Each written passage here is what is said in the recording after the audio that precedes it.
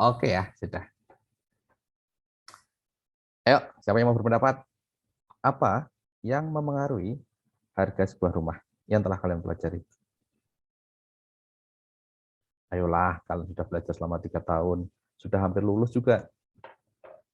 Ayo,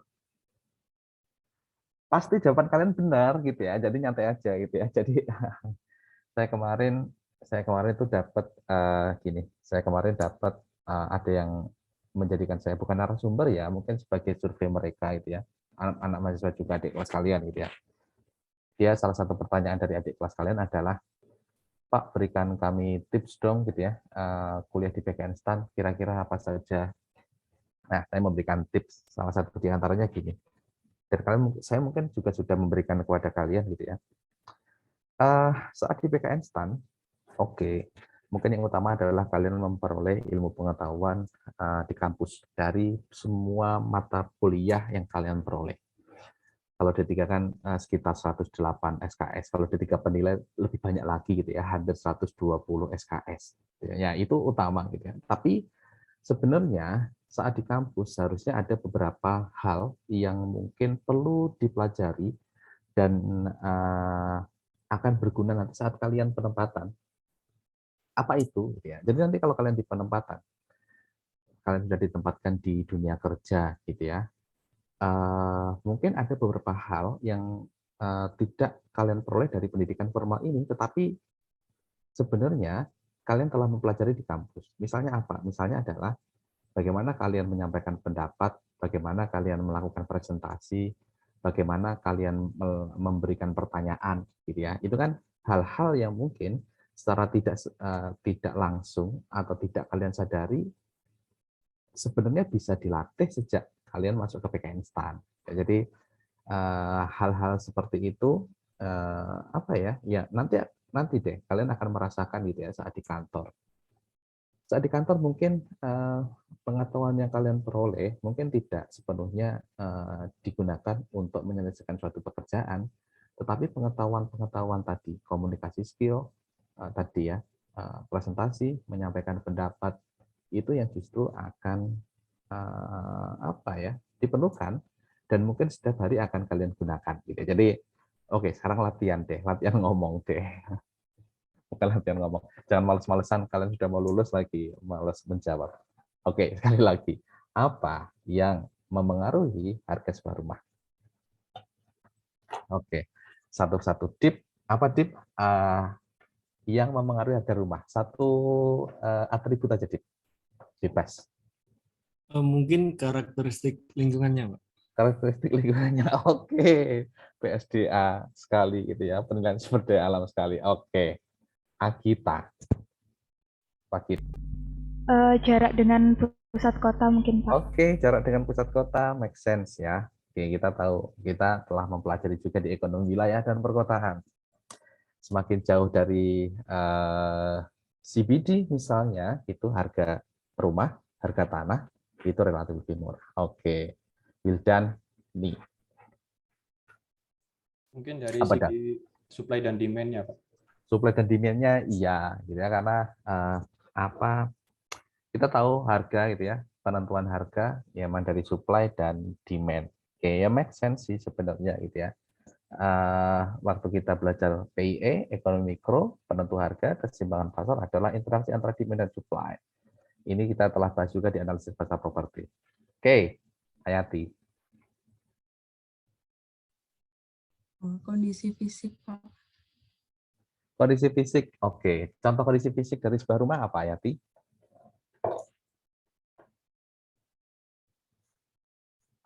Apanya? Apa? Sorry, putus-putus Hayati. Jadi saya dengar. Kondisi fisik. Oh, kondisi fisik maksudnya kualitas rumah dan sebagainya gitu ya. Oke, sip. Iya, gitu ya, make sense. Oke, absen 29 belum tentu aman gitu ya. Yofi, saya sekarang dari bawah. Yofi, apa faktor yang mempengaruhi rumah, Yofi? Akses Pak. Akses gitu ya, akses gitu ya. Oke, Yosafat Rafael Fenanda. Hadir Pak. Kalau menurut saya mungkin masalah lokasi udah ya. Masalah apa? Apa yang belum? Kondisi apa ya? Itu ya. Kondisi Fisik apa? bentuk bangunannya sih Pak. Bentuk bangunan, tanahnya. oke. Bentuk bangunan, bentuk tanah, oke gitu ya. Nah, sudah. Jadi Wardah aman, gitu ya. Saya belum tanya. Kita nanti. Oke, jadi kalian sudah mempelajari ini sebenarnya di pengantar penilaian. Kalian sudah mempelajari ini juga di analisis pasar properti. Kalau nggak salah Pak Agung, Pak Edi, Pak Adet juga sudah presentasi deh terkait faktor-faktor apa yang memengaruhi harga sebuah rumah gitu ya pada kalian. Nah, sebenarnya apa yang kalian utarakan tadi benar. Nah, itu adalah faktor-faktor yang memengaruhi harga rumah. Nah, saat kita membahas hedonic price model, kita akan berkutat dengan itu lagi. Kenapa kita akan berkutat dengan itu lagi? Karena latar belakang dari hedonic price model adalah seperti ini. Oke, hedonic ini artinya kenyamanan ya. Hedonic di sini artinya ya amenities, kenyamanan. Jadi sebuah rumah, harga sebuah rumah atau sebuah lahan itu semakin nyaman, ya harganya kan semakin tinggi. Nyamannya apa? Ya tadi fisiknya misalnya luas, rumahnya luas, jumlah kamarnya banyak, jumlah tempat kamar mandinya banyak misalnya, gitu ya. Kemudian ada kondisi lingkungan, akses, jarak tadi terhadap CBD, gitu ya. Aksesnya lebar kan nyaman kita, oke, gitu ya. Kemudian, nah ada satu lagi yang nanti kita pengen masukkan satu variabel atau satu atribut ke dalam faktor-faktor yang mempunyai harga rumah itu, yang nanti kita sebut dengan faktor lingkungan alam, gitu ya. Nah, pemahaman kita adalah saat faktor lain tetap dan lingkungan alam ini berubah-ubah, maka harga rumah juga akan berubah. Lingkungan alam misalnya adalah di tempat tersebut masih asri, masih banyak pohon, dibandingkan dengan suatu tempat yang polusi. Semua faktor lain sama, tetapi faktor lingkungan ini berbeda. Ya, yang satu tempatnya asri, rindang, yang satu di tempat yang penuh dengan polusi. Ingat, faktor lain sama. Maka apa yang terjadi? Yang akan terjadi adalah harga rumah yang di lingkungan yang asli tadi akan lebih tinggi. Nah, perbedaan inilah yang akan di-capture dalam hedonic price model sebagai salah satu proksi untuk menentukan nilai dari suatu sumber daya alam. Oke, gitu ya. Jadi gambarannya nanti akan seperti itu saat kita membahas hedonic price model. Untuk penghitungannya akan kita lakukan besok. Konsep pada hari ini, pada hari ini kita hanya akan berkenalan dengan konsep apa itu sebenarnya hedonic price model dan alur pikirnya seperti apa. Nah, itu yang akan kita pelajari pada hari ini. Oke, saya akan share screen ya. Bentar. Saya share screen. Cuman saya belum menyiapkan ternyata. Sorry. Karena nggak nyambung. Ini apa sih aplikasinya? OneNote.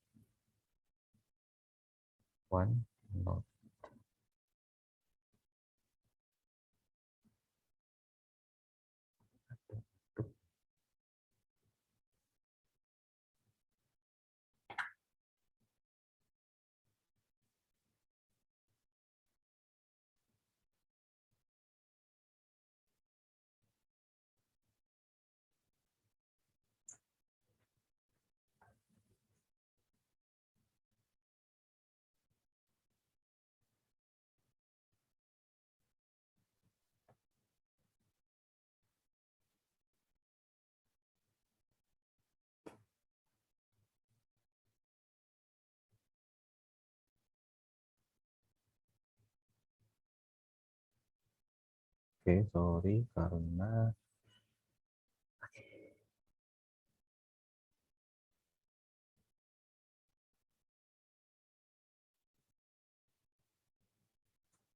oke, tunggu sebentar ya, karena jaringannya saya nggak bisa connect ke iPad.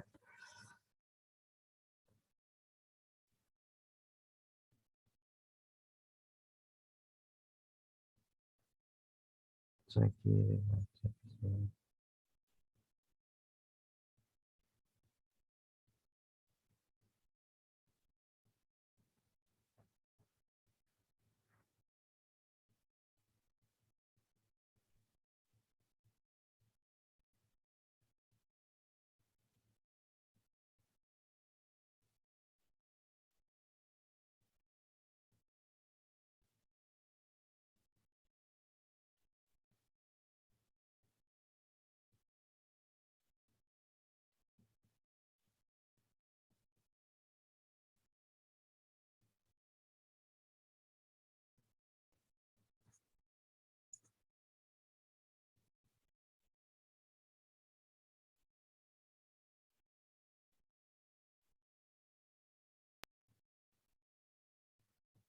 Apakah sudah muncul?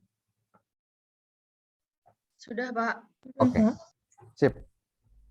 Oke, saya akan mengulangi kembali apa yang tadi sempat kita diskusikan, gitu ya. Oke, misalnya ini adalah sebuah rumah.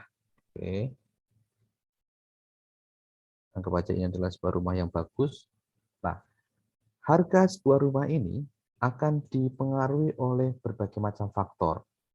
Oke, yang biasanya kemudian kita sebut dengan atribut-atribut. Oke, yang memengaruhi harga sebuah rumah. Oke.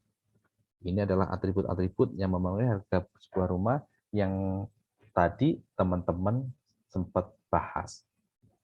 Oke. Nah, atribut-atribut ini sebenarnya bisa kita kelompokkan menjadi beberapa gitu ya. Mungkin pengelompokannya adalah yang pertama ada atribut fisik.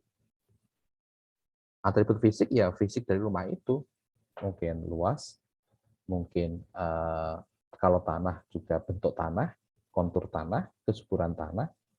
Mungkin faktor fisik yang lagi adalah jumlah kamar, mungkin jumlah kamar mandi, gitu ya. Itu adalah fisik-fisik properti. Nanti silakan dibuka lagi mata kuliah pengantar penilaian. Nah, tentu saja hal-hal ini, fisik properti ini atau fisik dari rumah beserta tanahnya ini akan memengaruhi harga rumah. Oke, itu golongan yang pertama. Golongan yang kedua adalah neighborhood gitu ya, atau lingkungan sekitar. Lingkungan sekitar ini sebenarnya mau dibawa ke akses, gitu ya. Di sekitar fisik ini sebenarnya kan lokasi. Kalau kita waktu kita membahas analisis pasar properti, bagaimana lokasi dari rumah itu, misalnya akses terhadap jalan raya, oke, akses terhadap pusat perbelanjaan, akses terhadap pasar. Nah, ini juga akan memengaruhi harga properti. Nah, ada satu lagi nih terkait dengan penilaian sumber daya alam. Faktor yang memengaruhi harga rumah adalah lingkungan alam. Oke, gitu ya. Nah, ini juga akan memengaruhi harga rumah. Asumsikan semua fisik properti sama, akses juga sama, lingkungan sekitar sama. Yang membedakan adalah yang satu, misalnya adalah di tempat polusi, yang satu di tempat yang udaranya masih bersih. Maka pasti rumah yang berada di suatu lingkungan dengan udara yang bersih tadi akan lebih mahal. Gitu ya. Jadi itu lingkungan alam juga akan memengaruhi harga properti. Nah, konsep seperti ini kita namakan dengan hedonic price model.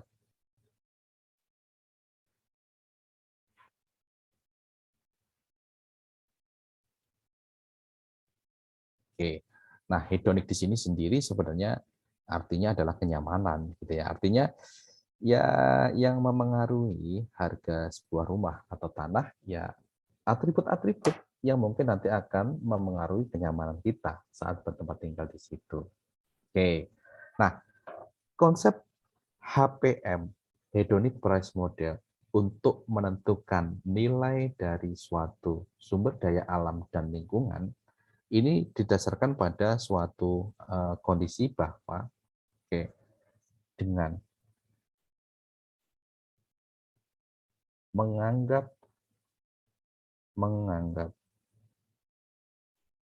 faktor lain tetap, Nah, menganggap faktor lain tetap, ini kalian juga harus ingat, ini adalah terminologi ekonomi yang kalian sebut sebagai ceteris paribus. Kan? Jadi dengan menganggap faktor lain tetap, oke, perbedaan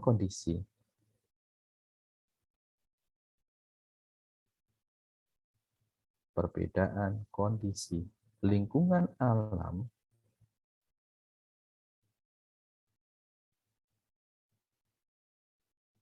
akan menyebabkan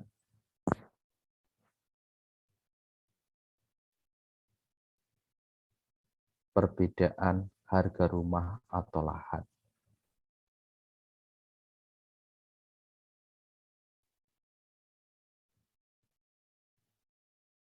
Oke, jadi seperti itu gitu ya. Sebelum saya lanjut, tulisan saya masih kelihatan kan ya? Masih, Pak. Oke, sip. Karena memang jaringannya saya nggak bisa monitor gitu ya. Oke, nah dengan kondisi ini, bahwa perbedaan kondisi alam akan menyebabkan perbedaan harga rumah atau lahan, nanti titik akhirnya adalah ini bisa dihitung. Oke. Bisa dihitung surplus konsumennya.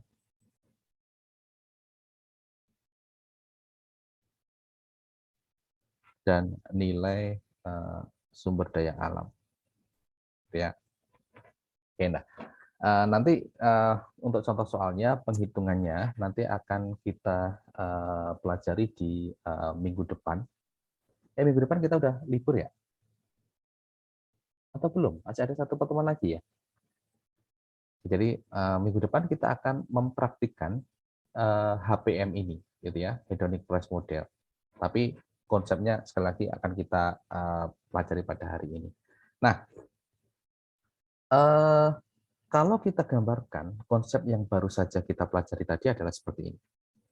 Oke. Jadi misalkan saya mempunyai suatu kurva yang menggambarkan hubungan antara ini adalah environment A, kemudian ada house price P, gitu ya. Oke, ini adalah E.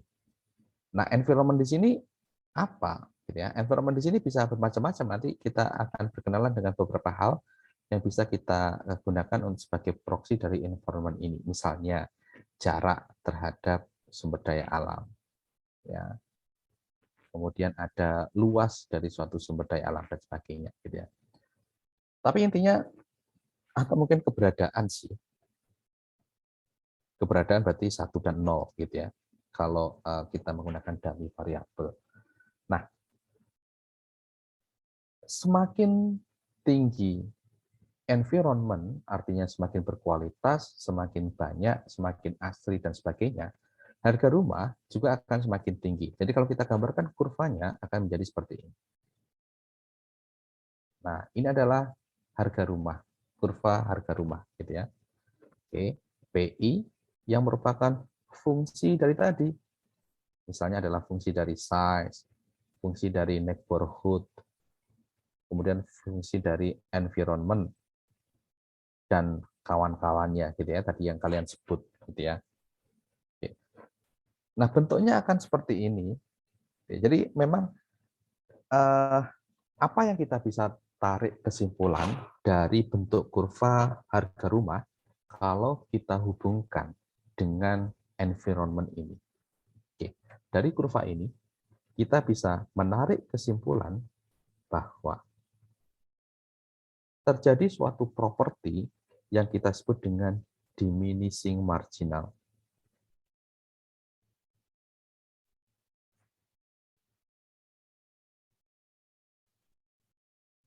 Kenapa kita sebut ada properti? Properti di sini maksudnya sifat ya, bukan properti rumah. Gitu. Kenapa ada sifat diminishing marginal? Oke, karena kita lihat gitu ya, semakin tinggi level environment, semakin tinggi harga rumah. Oke. Kalau kita lihat dari kurva tadi, lihat semakin tinggi kualitas lingkungan, harga rumah akan semakin tinggi, selalu naik kan kurvanya. Tetapi ada satu sifat lagi, tetapi penambahannya semakin sedikit.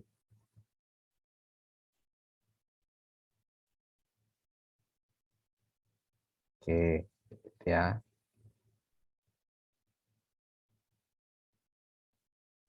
Nah, ini yang dari gambar ini kita bisa menarik kesimpulan seperti itu.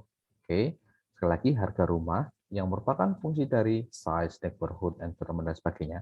Ini sebenarnya sebelum saya lanjut ke yang tadi dimensi marginal, ini kan sebenarnya kita bisa menentukan fungsi umumnya gitu ya, fungsi umum dari hedonic price model.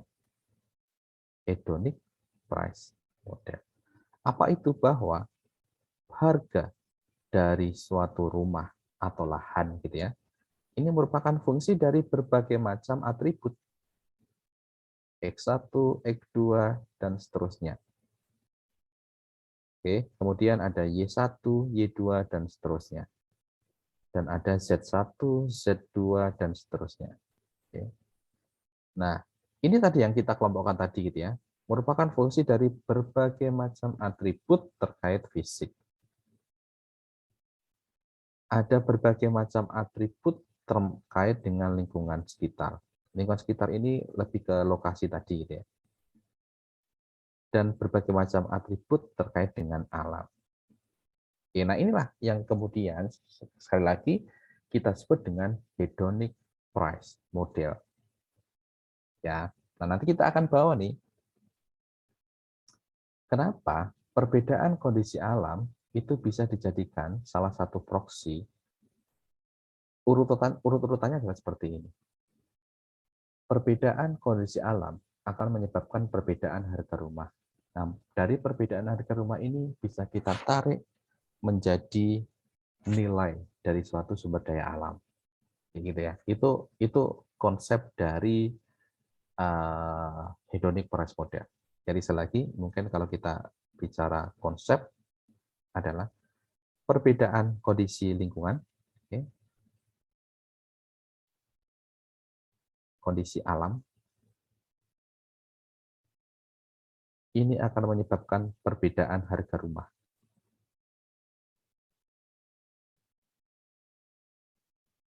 Oke, dan ini akan menjadi proksi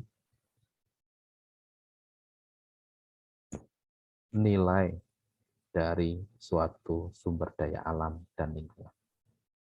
Oke, ini hal yang perlu kita pahami, konsep utama saat kita mempelajari hedonic price model ini. Oke, sampai di sini mungkin ada pertanyaan dulu terkait dengan konsep hedonic price, tapi mungkin jangan ke soal dulu, nanti soal perhitungan, detail penghitungannya baru akan kita lakukan di minggu depan. Masih aman? Atau ada yang perlu ditanyakan? Izin bertanya, Pak. Oke, silakan.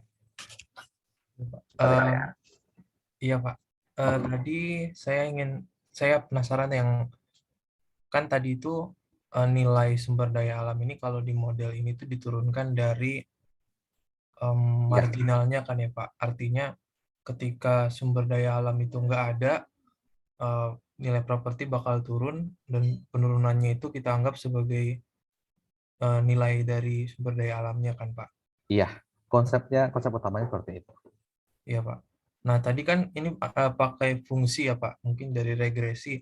Itu nanti gimana ya, Pak, yang bagian proksinya itu sih, Pak, menurunkan mendapat apa ya, nilai marginalnya itu dari persamaan itu sehingga kita bisa nemu nilai sumber daya alamnya. Oke. Urut-urutannya seperti ini gitu ya. Jadi mungkin kita apa ya? Kita mungkin mencicil sekilas sebenarnya apa yang akan kita pelajari di minggu depan sebenarnya gitu ya saat kita menghitung ini. Tapi gambarannya seperti ini. Yang pertama benar si kata Obed tadi. Jadi saat kita sudah menentukan atau kita menggunakan hedonic price model ini, berarti kita akan memodelkan nilai dari suatu rumah itu sebagai variabel variabel dependent, dan kita akan memasukkan beberapa atribut sebagai variabel independen. Atributnya nanti akan berbagai macam. Yang secara umum tadi dapat kita kelompokkan menjadi 3. Ada fisik, kemudian ada lingkungan sekitar, dan ada lingkungan alam. Oke. Nah, nanti kita menganggap kita biasanya menggunakan regresi linier gitu ya. Walaupun banyak yang menganggap bahwa hubungannya tidak linier gitu ya. Tapi nanti yang akan kita lakukan, kita menganggap bahwa hubungan yang terjadi antara variabel independen dan dependen ini adalah hubungan linier. Konsekuensinya apa? Ya kita nanti akan menyelesaikannya dengan OLS. Oke, regresi. Mungkin sama seperti sebelumnya, kita tidak akan menggunakan alat pengolah data, stata atau apapun. Nanti kita akan fokus pakai Excel aja. Oke, nanti kita akan bahas deh di belakang gitu ya. Sebenarnya apa keterbatasan dari hedonic price model ini gitu ya. Oke, nanti kita akan memperoleh nilai regresi. Oke. Kita akan memperoleh regresi, berarti kita nanti akan memperoleh intercept dan juga beta dari masing-masing variabel independen ini. Nah, ada satu hal lagi nanti yang akan kita bahas adalah sebenarnya dari hasil regresi itu belum berupa nilai dari suatu sumber daya alam.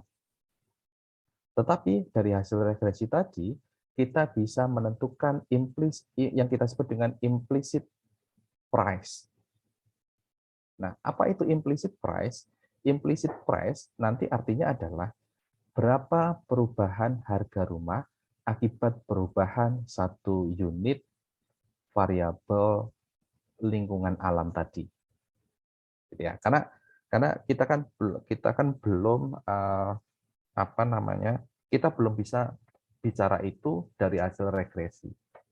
Biasanya kita regresi dalam bentuk learn, nanti kita akan bahas gitu ya, karena memang variabelnya nanti akan berubah-ubah. Nanti biasanya kita menggunakan learn gitu ya, baik untuk variabel dependent maupun independent. Oke, kita menggunakan model log-log.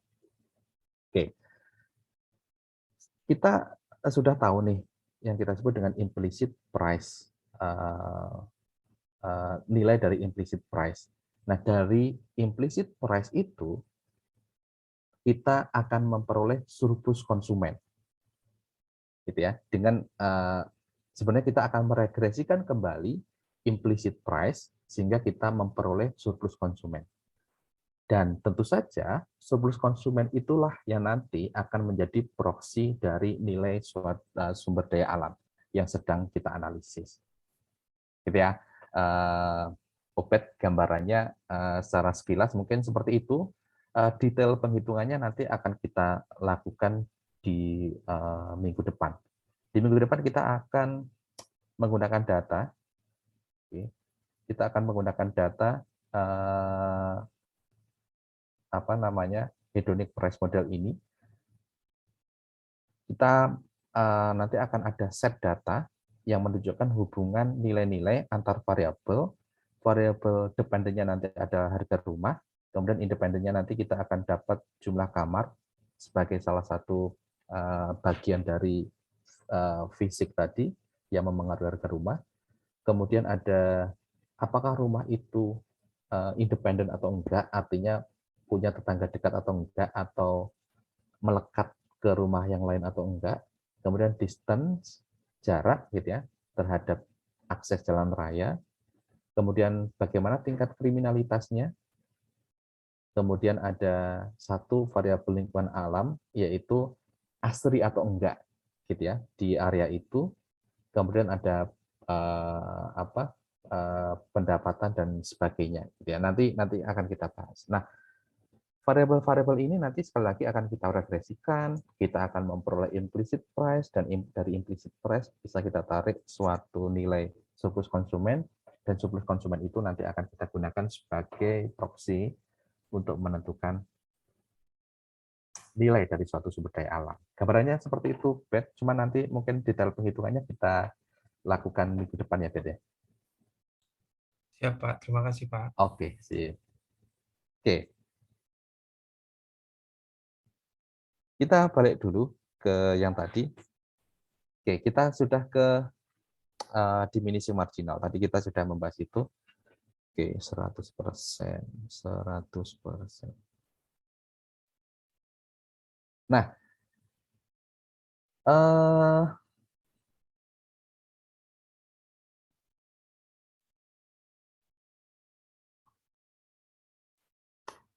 tadi saya sempat menyinggung saat menjawab pertanyaan Obed. Satu hal yang penting saat kita membahas hedonic price model ini, dan dari kurva host price tadi, yang merupakan fungsi dari berbagai macam, salah satunya adalah environment, kita bisa menentukan apa yang kita sebut dengan implicit price. Oke, dari sini kita akan ada satu konsep yang kita sebut dengan implicit price. Nah, sebenarnya apa itu implicit price? Sebenarnya implicit price ini adalah tambahan harga. Oke, tambahan harga,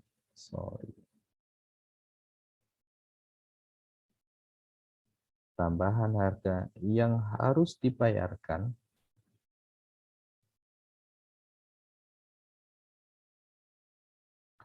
oleh individu untuk tambahan atribut lingkungan alam.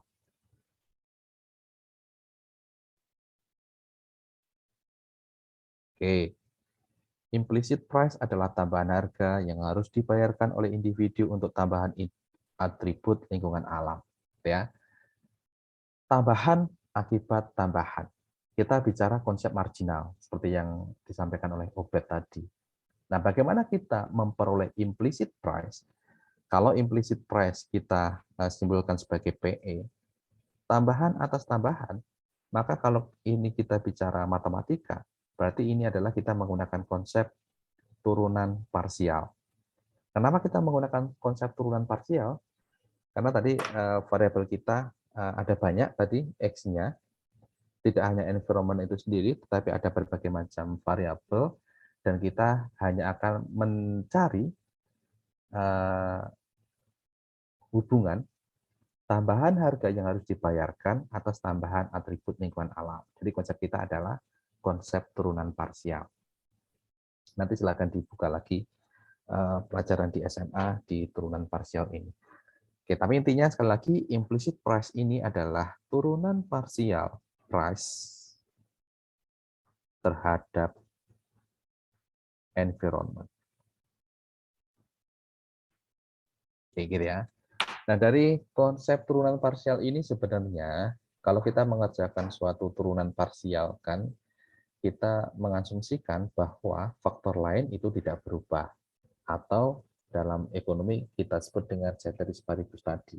Ya. Ini mungkin nanti kita akan sedikit menggunakan trik turunan, karena mungkin fungsi kita nanti ada fungsi ln gitu ya. Jadi mungkin nanti sambil dibaca lagi deh mata kuliah di SMA-nya, bagaimana kita menurunkan terhadap ln atau logaritma gitu ya. Nah, kalau kita menggunakan modelnya adalah linear implicit price ini, ya berarti beta atas lingkungan alam itu, tetapi nanti sekali lagi bahwa model yang akan kita gunakan adalah log-log. Independennya kita logkan, dan dependennya juga kita logkan. Tapi itu sekali lagi akan kita pelajari, kita praktikkan di minggu depan. Oke, nah dari sini nanti kita akan memperoleh suatu kurva implicit price. Ini adalah E, environment, ini adalah implicit price tadi, kurvanya akan seperti ini. Nah, kurva implicit price ini sebenarnya kan hubungannya sama dengan kurva harga tadi. Jadi kan ini kan yang kalian pelajari di PIE atau ilmu ekonomi mikro gitu ya. Saat ada suatu fungsi yang mempunyai ciri atau sifat diminishing marginal, maka marginalnya dikatakan diminishing, artinya semakin lama akan semakin turun. Oke. Cocok dengan kurva yang saat ini sedang kita bahas dan kita turunkan. Semakin tinggi level E, implicit price-nya semakin lama akan semakin turun. Makanya tadi kita sebut dengan diminishing. Oke, ini sekali lagi ini adalah implicit price.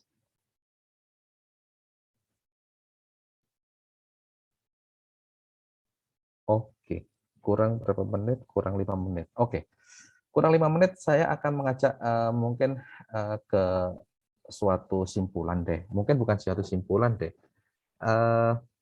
Dari sini kita bisa memahami bahwa metode ini itu mempunyai kelebihan dan ada kekurangan.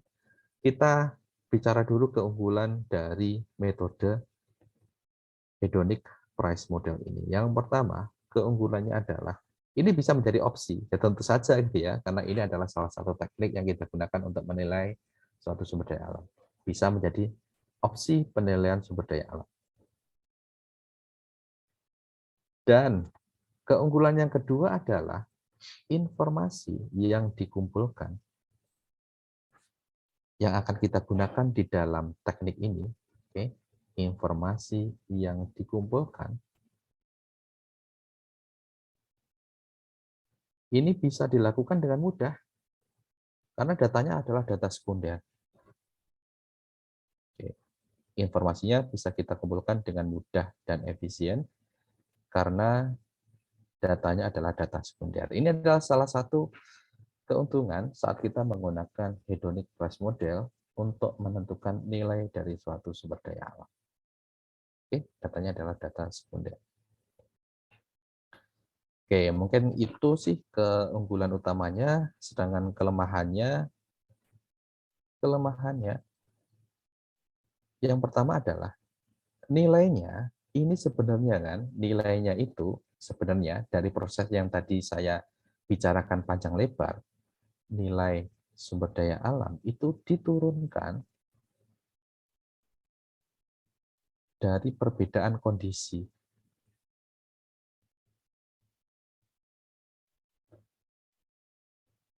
Atau kualitas dari sumber daya alam itu.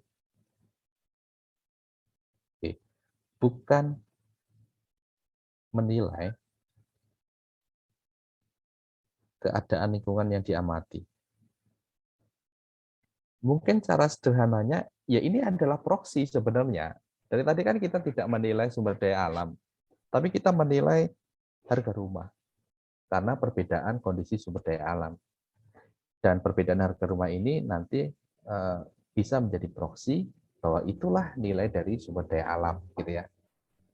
Ya, karena ini adalah sebuah proksi, artinya ya nggak tepat-tepat amat untuk menentukan nilai dari suatu sumber daya alam.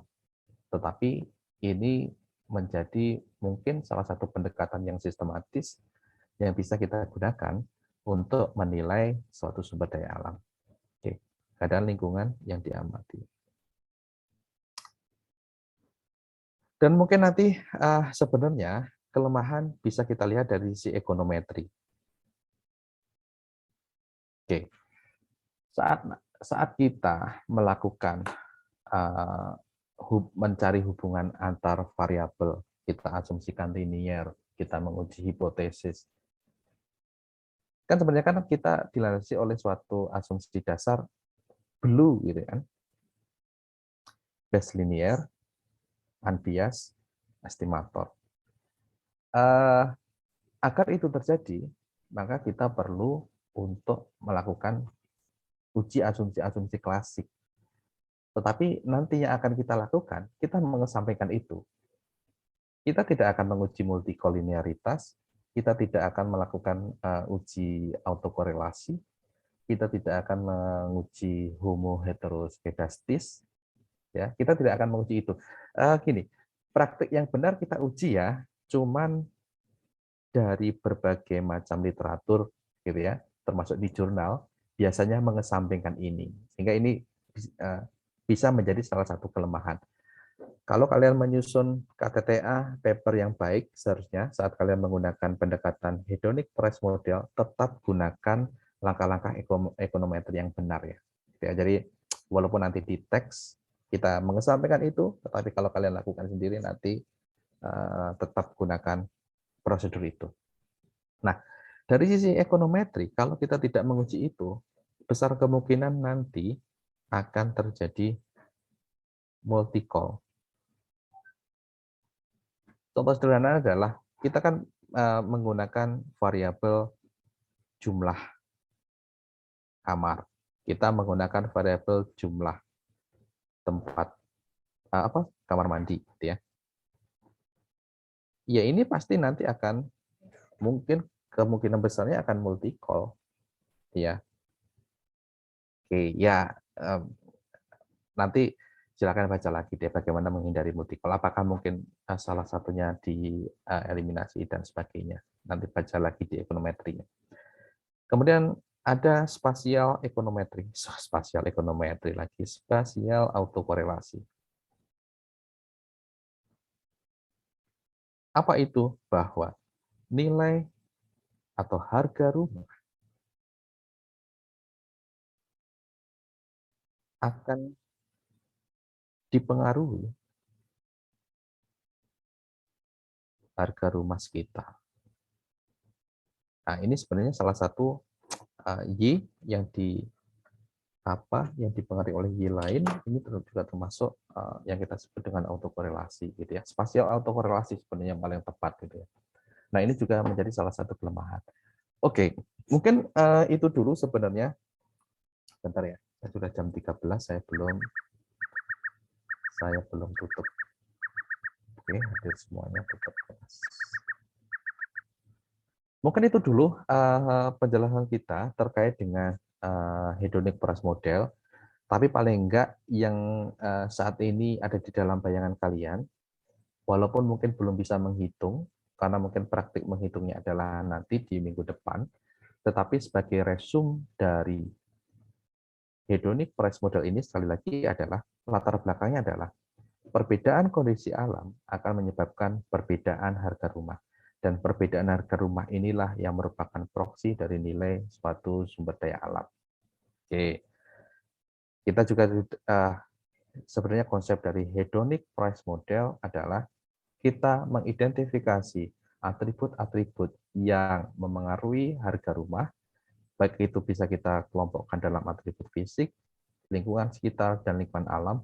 Dan nanti fokus kita adalah, karena kita menilai sumber daya alam, fokus kita adalah di atribut lingkungan alam itu, gitu ya. Perkara nanti detailnya bagaimana kita bisa mengaitkan, seperti yang disampaikan oleh Obed tadi sebenarnya, bagaimana kita bisa mengaitkan hasil regresi persamaan hedonic price ke dalam surplus konsumen yang bisa menjadi indikasi nilai suatu sumber daya alam, perhitungannya akan kita detailkan nanti di minggu depan. Oke. Mungkin seperti itu kelas kita pada hari ini. Sebelum saya tutup, silakan kalau ada pertanyaan. Oke, ada pertanyaan? Karena sudah diancam temannya, kalau bertanya kan sudah lewat 2 menit. Oke, yang pertama, sorry kita mungkin sedikit lewat dari waktu. Oke, kalau nggak ada pertanyaan, kelas saya tutup. Sampai ketemu lagi nanti minggu depan. Kita masih akan membahas tentang hedonic price model ini. Sambil nanti mungkin saya sudah koreksi kuis pada hari ini. Kuis pada hari ini sebenarnya adalah di soal nomor 2 adalah UTS periode sebelumnya. Jadi kalau kalian sudah berhasil untuk menjawab soal nomor 2, ya kemungkinan UTS-nya dapat A lah ya, gitu ya. Jadi ya seperti itu, seperti biasa, gitu ya. PSDA harus dapat A. Oke, sampai ketemu lagi minggu depan. Selamat siang semuanya. Assalamualaikum warahmatullahi wabarakatuh.